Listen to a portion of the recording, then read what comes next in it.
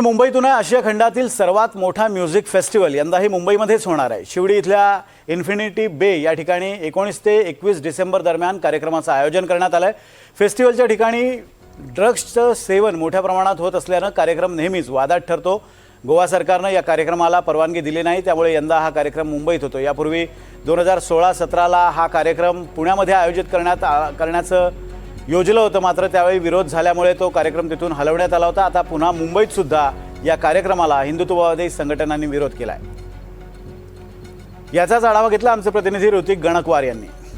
वादग्रस्त असा सनबर्न कार्यक्रम जो आहे तो मुंबईमध्ये होतोय आणि मुंबईतल्या शिवडी परिसरामध्ये हा कार्यक्रम प्रस्तावित असून आपण या ठिकाणी बघतोय त्याची जी तयारी आहे ती आता सुरू झालेली आहे।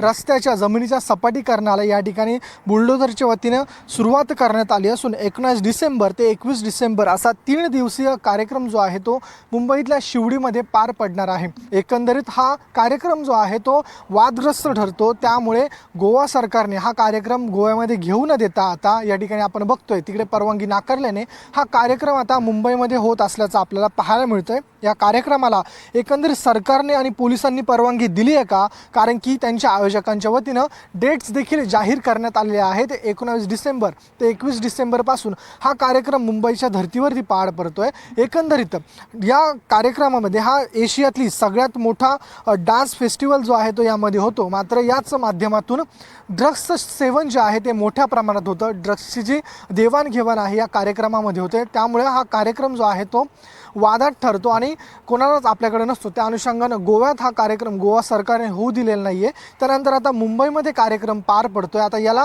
सरकारने परवानगी दिली आहे का असा प्रश्न या निमित्तानं उपस्थित होतोय आणि अनेक ज्या ड्रग्स विरोधी संस्था ज्या काम करतात त्यांच्या वतीने या कार्यक्रमाला विरोध दर्शवायला सुरुवात केलेली आहे। तसेच काही सनातनी संघटना देखील या विरोधात पुढे सरसावल्या असून हा कार्यक्रम मुंबईमध्ये होतो का हे पाहणं महत्त्वाचं ठरणार आहे। कॅमेरा पर्सन गौरव नाईकसह मी ऋतिक गणकवार, NDTV मराठी, मुंबई।